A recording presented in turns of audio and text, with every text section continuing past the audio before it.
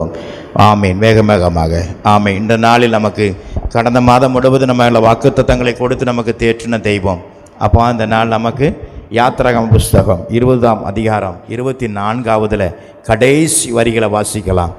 கடைசி வார்த்தை யாத்திராகமம் 20:24 வசனத்தில் கடைசி, நான் என் நாமத்தை பிரஸ்தாபப்படுத்தும் எந்த ஸ்தானத்திலும் உன்னிடத்தில் வந்து, இதுதான் வாக்குத்தத்தம். நான் உன்னிடத்தில் வந்து, உங்களிடத்தில் வந்து உன்னை ஆசீர்வதிப்பேன், உங்களை ஆசீர்வதிப்பேன். கரங்களை தட்டி உற்சாகத்தோடு. ஒரு தெய்வம் நம்மளை தேடி வந்து ஆசீர்வதிக்கும் என்று நினைக்க கூட முடியுமா? நினைச்சு பார்க்கக்கூடிய காரியமா? ஆனால் நம்ம இயேசு நம்மளை தேடி வருவார். கரங்களை தட்டி உற்சாகத்தோடு அவர் சொல்கிறார், இந்த மாதத்தில் இன்று முதல் நான் உன்னிடத்தில் வந்து உன்னை ஆசீர்வதிப்பேன். ஹல்லேலூயா. நம்ம வேதத்தில் அநேக பாத்திரங்கள் பார்க்கும்போது ஆசீர்வாதமான வார்த்தைகளை சொல்லுவார், ஆசீர்வாதமான பாத்திரங்களை ஆசீர்வதிப்பார். ஆனால் இன்று இந்த மாதத்தில் நமக்கு எப்பொழுதுமே இல்லாதபடி அவர் சொல்லுகிற வார்த்தை, நான் உன்னிடத்தில் வருவேன், நான் உன்னுடனே இருப்பேன், நான் உன்னை ஆசீர்வதிப்பதற்காக நான் உன்னுடனே இருப்பேன். உனக்கு எந்த பலவீனமோ எந்த விதமான கட்டுகளோ எந்த குறைகளும் இல்லாதபடி. ஏன்னா அவருடைய ஆசீர்வாதம் எப்படிப்பட்டதாக இருக்கும் தெரியுமா? ஆமேன். உபாகமம் 1:11 சொல்றது பாருங்க, நீங்கள் இப்பொழுது இருக்கிறதை பார்க்கிலும் 1000 மடங்கு ஆசீர்வதிப்பேன்.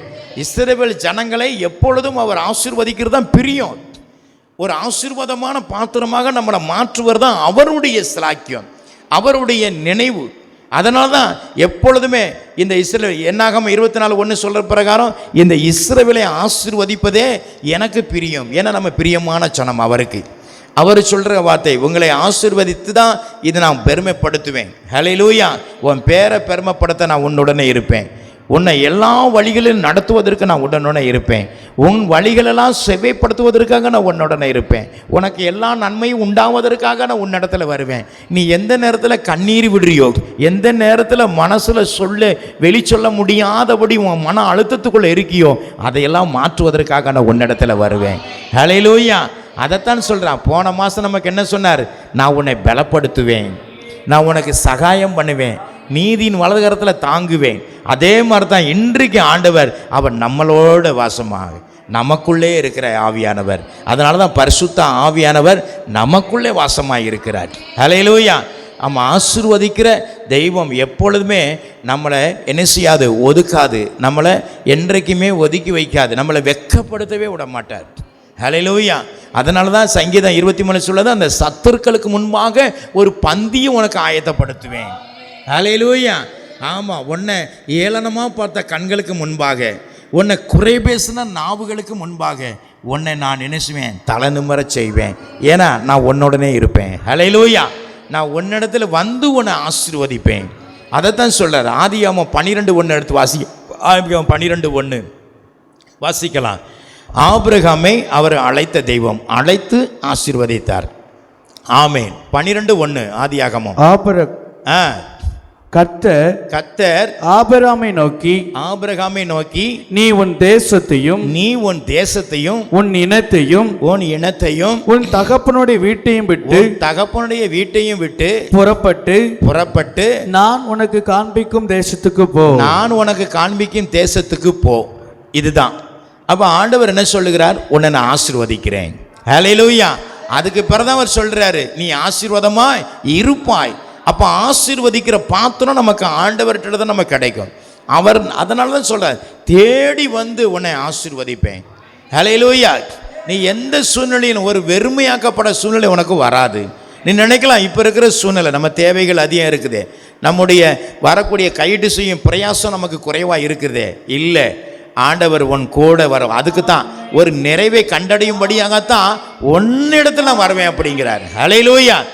நான் உன்னிடத்தில் வந்து உன்னை ஆசீர்வதிப்பேன். ஹல்லேலூயா. அதே மாதிரி தான் ஈசாக்க பஞ்சகாலத்தில் ஆசீர்வதித்தார். ஆதியாகமம் 26:13 எடுத்து வாசிங்க. ஆதியாகமம் 26:12 எடுத்து வாசிங்க. ஈசாக் அந்த தேசத்தில் விதை விதைத்தான். கர்த்தர் அவனை ஆசீர்வதித்ததினால் ஆசீர்வதித்ததினால் அந்த வருஷத்தில் 100 மடங்கு பலனடைந்தான். பாருங்க எவ்வளவு பெரிய ஆண்டவர் பாருங்க. அவன் பஞ்சகாலம் ஏற்பட்ட உடனேயே நம்ம இந்த தேசத்துக்கு வேணா எகிப்துக்கு போவோம் அப்படின்னு முடிவு பண்ணினான். அப்போ அந்த சொல்றார், நான் உன் தகப்பனை எப்படி ஆசீர்வதித்தனோ நீ எகிப்துக்கு போக வேணாம், இங்கே உன்னை ஆசீர்வதிப்பேன். ஆண்டவர் சொன்னாரா இல்லையா? தேடி வந்து பேசுகிறாரு. அதே மாதிரி தான் உங்களுக்கு பெரியவனுக்கு சொல்கிற பிரகாரம் தான், இந்த பலத்தோடையும் போங்க, நான் உங்களுடனே இருக்கிறேன். ஹல்லேலூயா. நான் உங்களுடனே இருந்து உங்களை ஆசீர்வதிப்பேன். ஹல்லேலூயா. ஆசீர்வாதத்துக்கு குறைவுள்ள பாத்திரமாக உங்களை வைக்கவே மாட்டேன். உங்கள் ஆவிக்குரிய ஆசீர்வாதம், உங்களோட ஐஸ்வர்யத்துக்கு ஆசீர்வாதம், ஆமாம், எல்லாம் உங்களுக்கு கிடைக்க செய்வேன். அதனால தான் பாகம் 30, 15, 16 வாசிங்க பார்ப்போம். பாகம் 30, 15, 16 வேகமாக வாசிங்க. ஹல்லேலூயா. ஆமேன். அவர் ஆசீர்வாதத்தின் பாத்திரம். ஆசீர்வாதக்கான காரியங்கள் நமக்கு இந்த மாதத்தில் நீங்கள் எதிர்பார்க்காத நிலையில் கூட ஆண்டவர் என்ன செய்வார்? உங்களை கைடு செய்யும் பிரயாசத்தில் உங்களை ஆசீர்வதிப்பார். ஹல்லேலூயா. வாசிக்கலாம். இதோ ஜீவனையும் நன்மையையும் மரணத்தையும் தீமையையும் இன்று உனக்கு முன்னே வைத்திருக்கிறேன். 16 நீ பிழைத்து பெருகும்படிக்கு நீ சுதந்திரத்துக்கு போகிற தேசத்தில் உன் தேவனாகிய கர்த்தர் உன்னை ஆசீர்வதிக்கும்படிக்கு நீ உன் தேவனாகிய கர்த்தர் அன்பு கூறவும் அவர் வழிகளில் நடக்கவும், ஆமென், அவர் கற்பனைகளையும் கட்டளைகளையும் நியாயங்களையும் கை கொள்ளவும், ஆமென், நான் இன்று உனக்கு கற்பிக்கிறேன். அவர் சொல்லுகிறார், உனக்கு முன்பாக நான் எதை வைத்திருக்கிறேனோ ஆசீர்வாதத்தை மட்டும் எடுத்துக்கோ. ஹல்லேலூயா. ஆமென். மரணத்தையும் ஜீவனைத்தையும் வைத்திருந்தாலும் ஜீவனை நீ பற்றி கொள்ளு. அந்த ஜீவன் தான் உனக்கு ஆசீர்வாதம். ஹல்லேலூயா. அதனால தான் எப்பொழுதுமே ஆசீர்வதிக்கிற பாத்திரம் அவர் தான் நமக்கு எப்பொழுதுமே. மல்கியா 3:10 சொல்லுது, வானத்தின் பலகணிகளை திறந்தாலும் நம்ம ஆசீர்வதிக்க மாட்டேனோ. அவர் எவ்வளவு காரியங்களை, அவர் நம்ம நம்பிக்கையற்று போய் இருக்கலாம், சோர்வாக இருக்கலாம். இந்த மாதம் நமக்கு அதிகம் தேவை இருக்கு ஆண்டவரே, பள்ளிக்கூடம் திறக்க போது, பிள்ளைகளுக்கு ஃபீஸ் கட்டணும், பிள்ளைகளை படிக்க வைக்கணும், அநேக தேவைகள் இருக்கு ஆண்டவரே அப்படிங்கிற அவர் சொல்லுகிறாரு. நான் வானத்தின் பொக்கிஷமாகிய அந்த சாலையை உங்களுக்கு திறப்பேன், வானத்தின் பலகணிகளை திறப்பேன், திறந்து உங்களை ஆசீர்வதிப்பேன். ஹல்லேலூயா. அதைத்தான் சொல்கிறேன். அதன் மாதிரி தான் நீதிமொழி 10:22, நீதிமான் சிரசு மேலே ஆசீர்வாதங்கள் தங்கும். ஹல்லேலூயா. அப்போ எல்லாவற்றிலும் ஒரு குறைவை ஆண்டவர் நமக்கு கட்டளை இடவே மாட்டார். ஏன்னா யாக்கோப்பு அப்படித்தான் சொன்னார், வாக்குத்தத்தம் கொடுத்து ஆசீர்வதித்தார். நீ எந்த தேசத்துக்கு போனாலும் சரி, நீ திரும்பி வரதும் வரைக்கும் நான் உன்னை கைவிடுவதே இல்லை அப்படின்னார். ஹல்லேலூயா. வார்த்தைகளை கொடுப்பார். ஏன்? நம்மளை ஆறுதல் படுத்துவதற்காக. அதுக்கு தான் இந்த மாதம் வாக்குத்தத்தம், நான் உன்னிடத்தில் வந்து உன்னை ஆசீர்வதிப்பேன், நீ எதற்கும் கவலைப்படாத, உன்னுடைய பெருக்கம் குறைவே இருக்காது, உன்னுடைய ஆசீர்வாதமான பெருக்கத்துக்கு குறைவே இருக்காது, உன் ஆவிக்குரிய வரங்கள் பெருக்கத்துக்கு குறைவே இருக்காது. உன்னை எல்லா இடத்துல இருந்து உன்னை தூக்கி எடுத்து உன்னை தலை நிமிரச் செய்கிற கர்த்தருடைய வல்லவன் நான். அதனால தான் நான் உன்னிடத்தில் வந்து ஆசீர்வதிப்பேங்கிறார். ஹல்லேலூயா. ஆமாம். அதே ஆதியாகமம் 28:15 வாசித்து கொள்ளுங்க. அந்த வார்த்தை சொன்ன பிரகாரம் தான் அவன் 2 பரிவாரங்களோடு திரும்பி வந்தான். அதே மாதிரி நேர வந்து ஆசீர்வாதத்தை பெற்றவங்க யாராரு பார்ப்போம்மா? எரேமியா 1:5 பாருங்க. எரேமியாவை தெரிந்து கொண்டு ஆண்டவர் சொல்லுகிறார், நான் உனக்காக தாயின் கருவிலே உன்னை நான் தெரிந்து கொண்டிருக்கிறேன், நீ என்னிடத்தில் வரும்படியாக. அப்போ அவன் சொல்கிறான், என்ன, நான் பேச முடியாத வாய், நான் சிறுவனாக இருக்கிறேன், நான் சிறுபிள்ளையாக இருக்கிறேன் அப்படின்னு. 5:6 வாசி பார்ப்போம். 5:6 நான் உன்னை தாயின் வயிற்றில் உருவாக்கும் முன்னே உன்னை அறிந்து நீர் கற்பத்திலிருந்து வெளிப்படும் முன்னே நான் உன்னை பரிசுத்தம் பண்ணி உன்னை ஜாதிகளுக்கு தீர்க்கதரிசியாக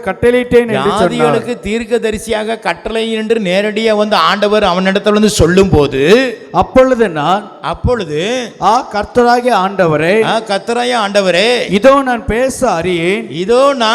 பேச அறியேன் சிறு பிள்ளையா இருக்கிறேன். பாருங்க, அப்படி சொன்னாலும் ஆண்டவர் விட்டாரா? நேரடியாக வந்து ஆசீர்வதித்து நான் உன்னுடனே இருப்பேன். ஹல்லேலூயா. உன்னுடனே இருப்பேன். அதுக்கு அடுத்த வார்த்தையை சொல்ல பாருங்க, நான் உன்னை காக்கும்படி உன்னுடனே இருப்பேன். கரங்களை தட்டி உற்சாகத்தோடு. அவர் உன்னை காக்கும்படி, நம்மை காக்கும்படியாக, நம்ம எல்லா திங்குக்கு விலக்கி காக்கும்படியாக அவர் நம்முடனே இருப்பார். அதனால தான் சொல்லுது, இஸ்ரவேலை காக்கிறவர் தூங்குவதும் இல்லை உறங்குவதும் இல்லை. அதனால தான் நமக்குள்ள வாசமாக இருக்க விரும்புகிறார். ஹல்லேலூயா. அதனால தான் சொல்லுகிறார், உன் உள்ளத்துக்குள்ளே நான் வாசமாக இருக்க விரும்புகிறேன். ஹல்லேலூயா. ஆண்டவர் சொல்கிற காரியம். அதே மாதிரி சாலமோனை அழைத்து ஆசீர்வதித்தார். 1 ராஜாக்கள் புஸ்தகம் 3:12-13 வாசித்து கொள்ளுங்க. அங்கே சொல்கிறார் பாருங்க, அந்த சாலமோன், அநேக ஜனங்களாக இருக்காங்கப்பா, நான் ஆளுகை செய்யணும், எனக்கு நல்ல ஞானத்தை கொடுங்க அப்படின்னு கேட்கும்போது ஆண்டவர் நேரடியாக சொல்கிறாரு, அவன்கிட்ட வார்த்தையாக சொல்கிறாரு, நீ கேட்ட ஞானத்தையும் கொடுத்தேன், நீ கேளாத ஐஸ்வர்யத்தையும் நான் கொடுத்தேன் அப்படின்னார். கரங்களை தட்டி உற்சாகத்தோடு. ஏன் அவர் கேட்கறத மட்டும் கொடுக்கல, அதனால தான் நம்ம ஆண்டவர், நீ வேண்டிக் கொள்வதற்கும் மேலாக அருள் செய்கிற நான் ஆண்டவர். ஹல்லேலூயா. ஆமென். அதே மாதிரி தான் இயேசுட்டும் பாருங்க, வியாதியில் இருக்கிறவங்க எப்படிப்பட்டவர்களாக இருந்தாலும் சரி அவங்களெல்லாம் சுகப்படுத்தினார். இயேசு, கடைசி அதை சொல்லி முடிப்போம், இயேசு பெதஸ்தா அப்படிங்கிற ஒரு குளத்து பக்கத்தில் இருந்த ரொம்ப நாளாக வியாதியில் இருந்து சுகத்துக்காக காத்திருக்கிற ஒரு மனுஷன். அப்போ அந்த மனுஷன்கிட்ட ஒரு தெய்வம் நேரடியாக வருது. அதே மாதிரி தான் நம்மகிட்ட நேரடியாக வருவார். நீங்கள் அப்பா பிதாவேன்னு கூப்பிட்டாலே போதும். ஹல்லேலூயா. அவனிடத்தில் சொல்கிறாரு, ஐயா, இந்த குளத்தில் ஒரு தேவ தூதன் இறங்கி கலக்கும்போது முதல்ல இறங்கன்னு சுகம் கிடைக்கும். நான் போகும் முன்னே என்ன செஞ்சிருந்தாங்க, யாராவது போய் முந்தி போயிருந்தாங்க, என்னை தூக்கிட்டு போய் அந்த இடத்துல விட்டுருங்க அப்படிங்கிறார். அவர் சொன்னார், உன் படுக்கையை எடுத்துக்கொண்டு நட. ஹல்லேலூயா. ஒரு ஆண்டவர் நேரடியாக ஒரு வியாதியில் இருக்கிறவனுக்கு நேரடியாக சுகப்படுத்துறதுக்காக அந்த இடத்துல வந்தார். அப்படித்தான் நம்ம ஆண்டவர். ஆனால் நாம் எப்படிப்பட்டவர்களாக இருக்கணும், நாம் எப்படி அந்த ஆசீர்வாதத்துக்கு பங்குள்ளவர்களாக நாம் இருக்கணும் என்றால் ஒரே ஒரு காரியம், அவர் என்ன செய்யக்கூடாது, ஆலயத்தினுடைய குறைகளுக்கு நம்ம இருக்கக்கூடாது. ஓய்வு நாளே நம்ம ஆசாரிக்கணும். சபைக்கு வராதபடி நமக்குடைய எந்த இதுவும் இருக்கக்கூடாது. யாத்திரகம் 20:8-9-10 வாசித்து கொள்ளுங்க. இந்த பரிசுத்த ஓய்வு நாளே நம்ம ஆசாரிக்கணும். ஏசாயா 58:13 வாசித்து கொள்ளுங்க. அதுக்கு அந்த பரிசுத்த நாளை பரிசுத்த குலைச்சல் ஆகாதபடி காத்து கொள்ளப்பட வேண்டும். அதே மாதிரி எபிரேயர் 10:25 சபை கூடுதலை விட்டு விடக்கூடாது. அதில் தான் ஆசீர்வாதம் இருக்குது. நீ ஆசீர்வதிக்கிற பாத்திரம் 1 Corinthians 10:16 சொல்லுது, இந்த இரத்தத்தினுடையும் இந்த இரத்தத்து உடன்படிக்கையும் இந்த அப்பத்திலையும் இருக்கிறது. அதனால் ஆலயத்தை அசட்டை பண்ணக்கூடாது, ஆலயத்தில் வரதை அசட்டை பண்ணக்கூடாது. நீ செய்ய வேண்டிய காரியம், நீ ஆசாரிக்கிற அந்த தேவனை அனுதினமாக நீ என்ன செய்யணும், அவரை மகிமைப்படுத்தணும், அவருக்குள்ளாக நிலைச்சிருக்கணும். வார்த்தை, ஜெபம், வல்லமை எல்லாம் அவர் கொடுத்தது. அவர் சமூகத்தில் நம்ம நிலைச்சிருக்கணும். ஏன்னா அவர் சமூகத்தில் இருந்தால் தானே அவரை நம்ம தரிசிக்க முடியும். அதனால தான் இந்த மாதம் வாக்குத்தத்தம் சொல்கிறார், நான் உங்களிடத்தில் உங்களை ஆசீர்வதிப்பேன். எரேமியாவுக்கு சொன்னார், நான் உன்னுடனே இருப்பேன், உன்னை மேற்கொள்ள யார் வந்தாலும் மேற்கொள்ள முடியாது. ஹல்லேலூயா. ஆமேன், ஆமேன். வார்த்தைகள் கொடுத்ததுக்காக நம்ம தலையில் தாழ்த்தி இருந்த வண்ணமாக